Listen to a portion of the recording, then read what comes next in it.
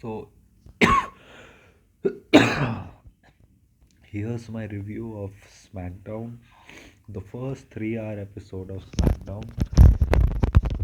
Uh, so, January 4th edition 2025, the first wrestling show reviewing in 2025. So, let's start with this.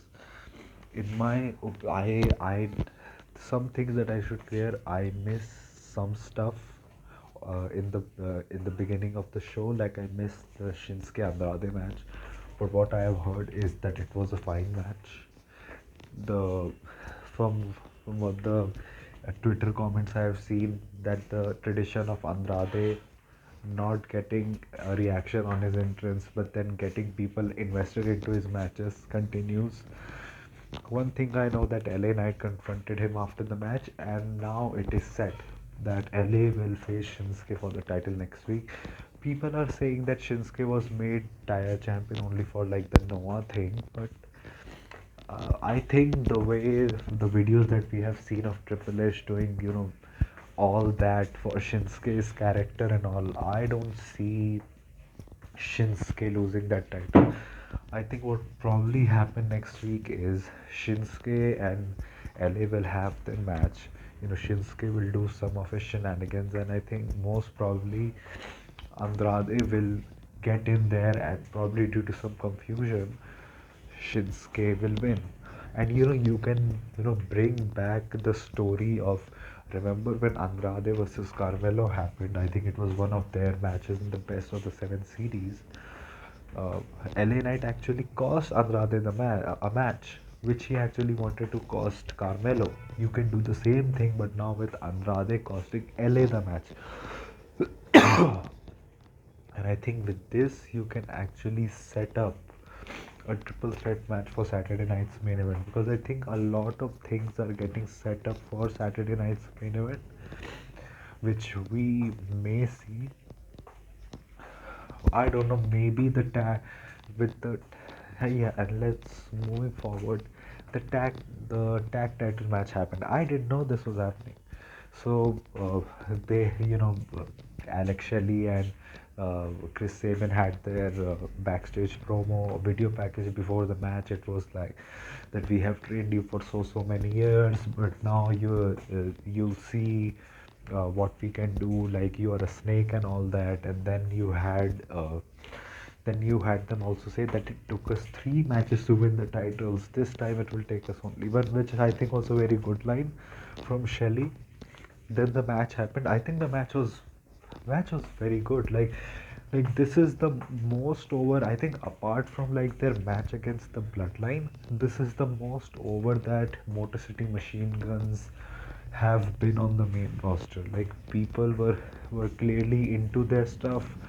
You had a mild "this is awesome" chant also. They had a good match, I will say, and they were given time also. They had a good match, and I think the finish was actually very unique, and it actually furthered the characters of all the people combined. Because earlier there was a segment where Champa and Gargano said to Pretty Deadly that if you want us to give you a shot at the titles, you need to ensure that we are still the champions. And you had Pretty Deadly come out, and then I actually thought the interference happened and they would win. And when it didn't, I was a little shocked. Like it legit got me that that it didn't happen. But then after that, the match went on a little bit longer. Then Los Garzas come out. They chase off Pretty Deadly, and I think it was it when both Shelley and Saban had the DIY in the submission maneuvers. But I think that was it. But then Garza's fighting with Pretty Deadly pushed them on the top of MCMG and DIY, and the match was a no contest. So DIY retained the titles, and I think it was really good because it really showed that now DIY's characters is that they would do anything for the titles. It furthered their heel characters more. It furthered Motor City Machine Guns characters. Like they had like a visual victory over Gargano and Champa, so that it furthers their characters also. and it also furthers the tag division because the Pretty Deadly are involved in this. And remember that Pretty Deadly were the ones who gave the name of Los Garzas to the Street Profits, so they are also in this. So I like that the tag divisions have storylines now with multiple teams. We may see like a fatal four-way tag, maybe like on the last Smackdown before the Royal Rumble, or maybe on Saturday night's main event. We may get a tag title match on Saturday night's main event also. So I think that was really good. Then going forward, I think we had probably the weakest Bloodline segment because in this I get what Paul was trying to do. He was trying to sell that Solo did all this, but it felt a little bit goofy. It didn't feel like the serious thing that it should have. Even Solo was very like formulaic. Like he had no energy. Like he had much more energy on the promo that he did like after Survivor Series. He looked very flimsy. He said all his usual stuff, and that was that. And that whoever wins on Raw, Paul Heyman will represent them with the Ulafala or the Ufalala, as LA Knight says it. And and talking about starting the show, it was Cody who started the show. Drew interrupted him. Drew gave him a hug, and it shows that the gist of this promo essentially was that Drew was trying to turn Cody. Essentially, he was saying that I appreciate what you have done, that you have taken out the bloodline, and I really like this stuff because any person who is seeing this promo, they can say that Drew is trying to manipulate Cody, or he's really like just telling him lies. He doesn't care about Cody that much. But at the same time, Drew, even while he's manipulating Cody, some things he is saying he truly believes in. He believes it's not just like to weaken Cody or something. Like he's just playing with his mind. Some things he believes that is true, which is Drew. Even after all what happened with Cody, teaming up with Jay and everything, Drew does appreciate Cody because Drew was the one, remember, who he did like lambast Cody like few months ago, 6 7 months ago. He was the one who told Cody to go finish his story. Do not, of course, he insulted him also that he couldn't do it one time earlier, but he appreciates Cody. He's like, you brought down Roman Reigns, you brought down the bloodline, and he was saying that these fans will turn on you, that you should not care about them and everything, that he's there. And I that was like the first wrestling meme content of this year also, like Drew hugging Cody and Cody huh? And Cody called his bluff and everything. He was like, face, if you want to face me for the championship, face me right now. But Drew said, I don't want to face you for the championship. I'm just here to say that I have your back. And then Drew went out of the ring, and Drew said, watch your back. And it was Kevin Owens. There are two things that you can take that this was already planned between Drew and Kevin Owens, and Kevin Owens attacked him. Or second, Drew actually had Cody's back because he said, watch your back. Drew actually insulted Kevin Owens. He said that there's a guy going around who, with a fake, with the golden doing deal belt, telling that he's the world champion, which is not true. So you had Kevin and Cody fighting the same old brawl. I just hope that they find new ways to do brawls. I think they have found new ways to do brawls. Like the whole Braun Strowman, Big Bronson Reed feud was that how different types of brawls that they can have. I just hope that they find a different way to get the JAG security involved also, and the officials involved also. It always happens in the same way. That's what happened. Cody was it backstage, and Nick Aldis was like, I agreed with you for a match against uh, Kevin Owens, but you're clearly not taking care of your health. You should think more about the company that you're carrying us right now and everything. This is the most important week. And Cody was like, yeah, I do know it is the most important week. But after what Kevin Owens has done and what he has been doing, if anyone even looks the same like Kevin Owens and I see that person, or it is Kevin Owens, it's on site, which is a very normal reaction for any person to have. I don't know why people think that baby faces always have to, like, baby faces cannot get angry. Like, they're human at the end of the day. Just because they're a good guy, good guys get angry when bad things happen. Like, that's how a good guy, is essentially. But people have some kind of other motion. You can break his neck, but man, why did he say on sight? That's something a hero would do. No, it's not. So that was for Cody. You had Sammy, the Usos, and Carmelo also at a backstage segment, and Carmelo was like, we can run it back. We were having a good thing before Braun did this, that. Sami Zayn also said some stuff, and then Jay and Jimmy came from behind Carmelo and said, "Oh, hey, what is there a problem here?" And Carmelo, without even looking back, said, "No, no, there's no problem." Which I'm like, Carmelo, like, even if you thought that those were not the Usos, who did you think they were? Which friends do you have that just will randomly show up and back you up? And then they went to the side of Sami Zayn and were like, said the same lines again. And then Sami walked off, Carmelo went away. There were the Usos on the screen for a little bit, and I'm like, is someone going to get jumped? What is going to happen? And then it showed Kevin Owens. I think this is the segment where I was legit like, whoa, like legit whoa, because Jay was like, you better watch your back, man, and Kyo was like, you better watch your back, and the way he said it was like chilling.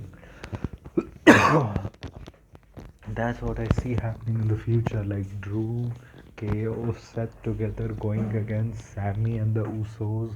Maybe after the Cody stuff is over, maybe Randy Orton too. Like, this is going to be really awesome going forward. I really can't wait for it, and I'm really glad the way that they have booked Drew McIntyre. Like, he feels like a star, and he feels like a presence which is just around both of the shows, that you don't really know what's going to happen when he shows up. Like, when he shows up, it's business. It's on business. No fun and games, no trivialities. It's on business, and I really like that.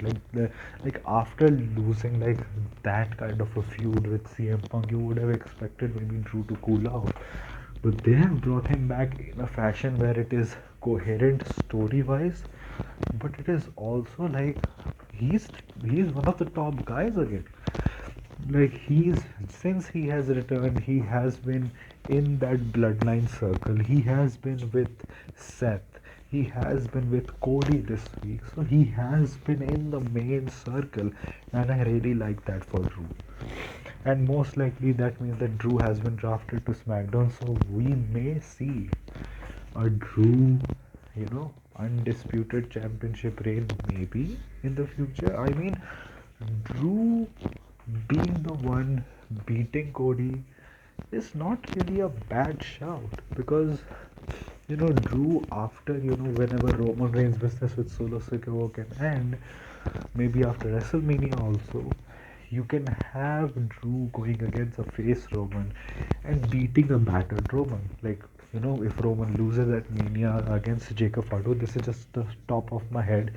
You can have Roman Reigns being taken out the next day on like Raw or something. Like, Drew just shows up, beats up Roman Reigns, takes him out.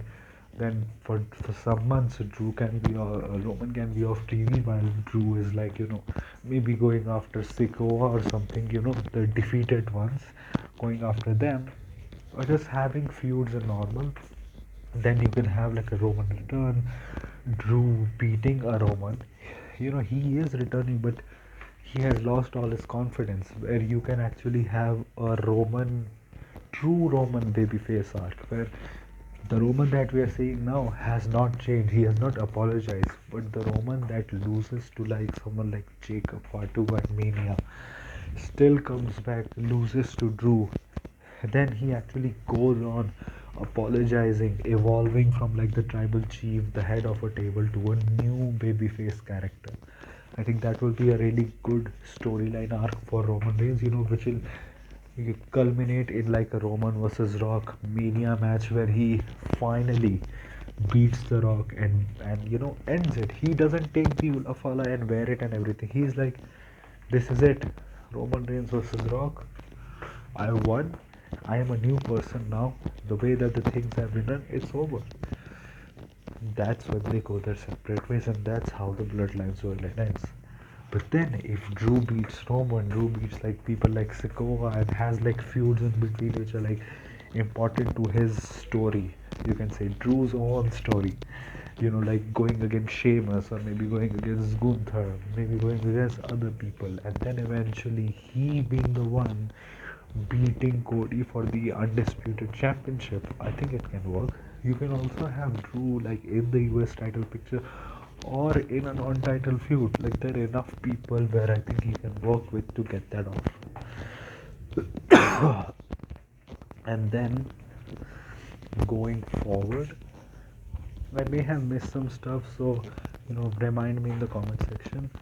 Going forward, the match of the night, the match of the week, probably one of the best women's matches I have seen in like a month or something. Like the Raw match between Io versus Lyra was really great, but like there's been a while since I have seen, a month or two maybe, this good TV match at least. Like Naya versus Naomi, they have always had good chemistry. The match went almost 20 minutes. Like it got three commercial breaks. Like time. They gave them time. So they went.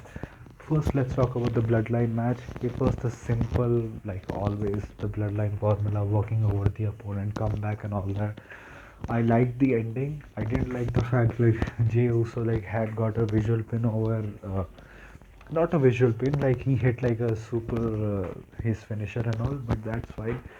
His uh, his like Solo's thumb to uh, Jay's Jay's neck, his finisher. I think it was very like someone posted up a painting or something which was very similar. It was very artistic the way that it looked. So and the Bloodline win, and I think that was a good win. The match was like it was broadly fine, but it showcased Solo and all. Though I think it would have been better if they had just got like a cleaner win. That if Solo had just you know pinned Jimmy and clean. If they had Solo pinned Jimmy clean, I think it would have been better, a lot better.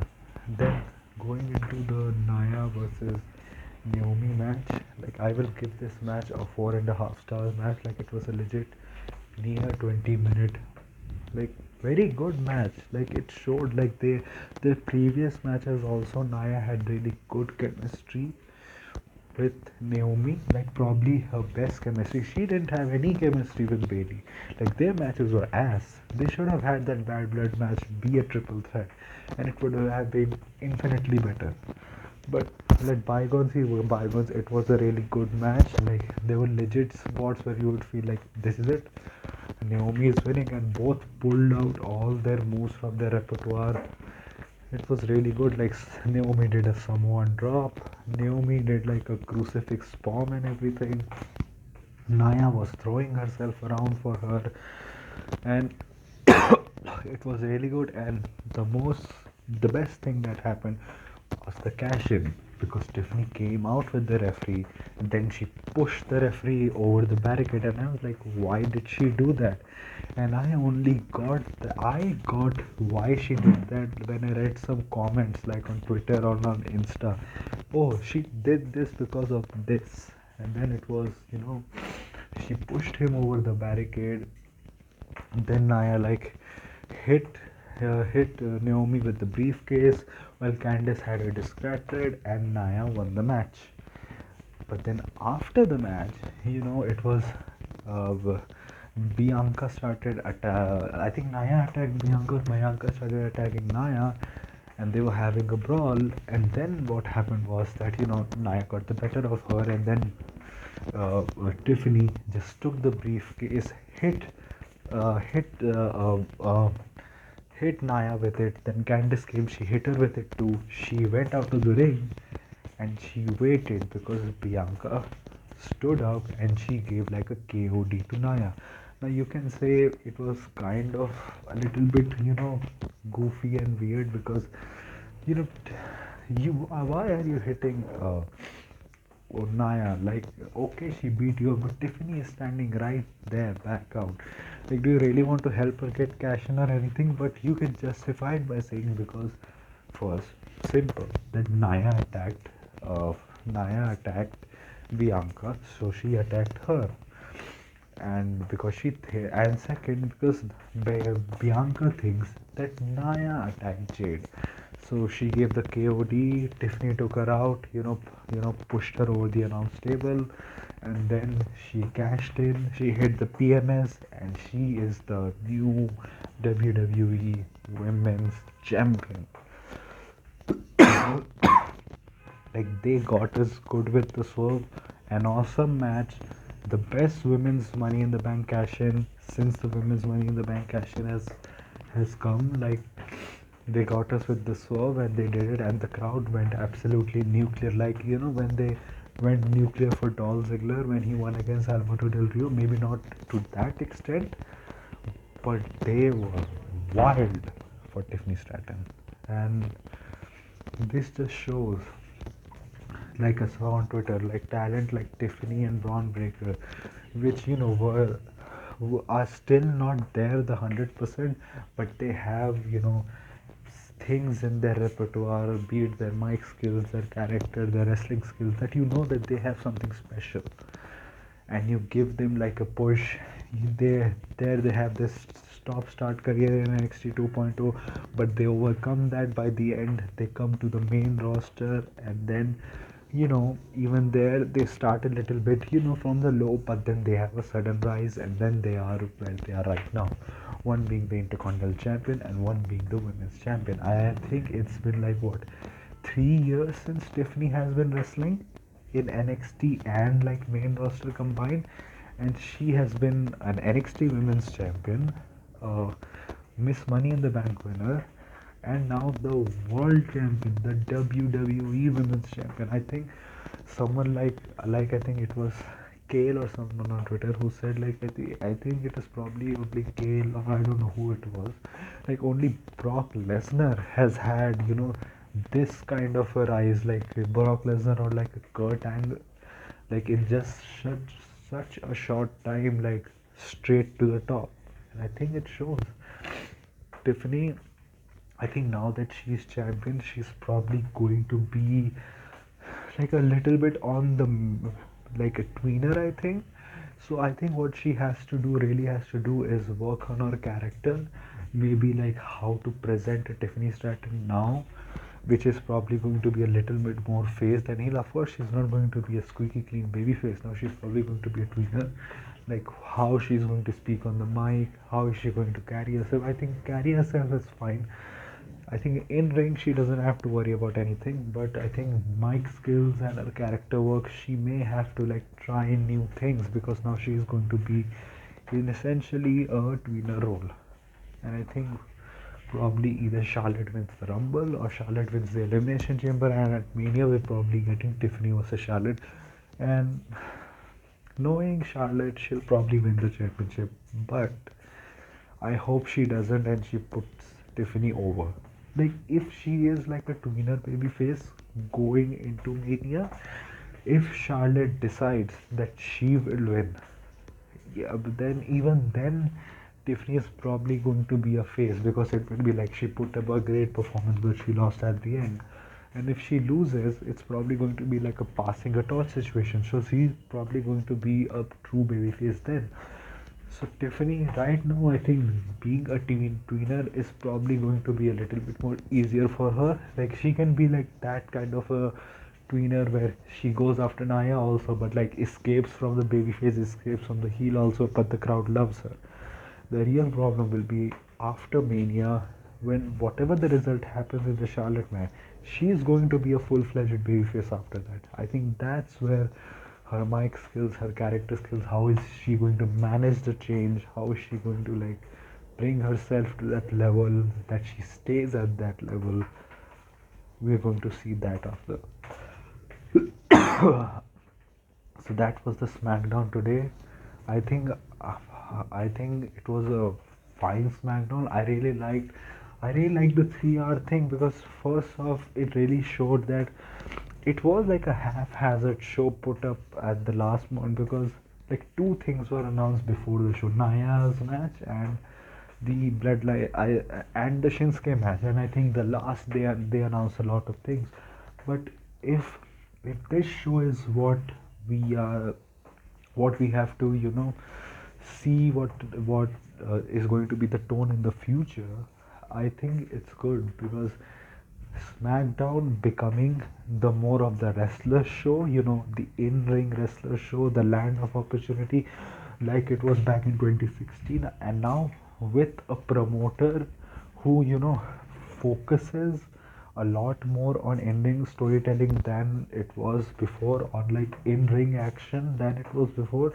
I think we are in for a treat because this show, it didn't flew by, but I really didn't mind when it was like 8:30, like where like the show usually ends.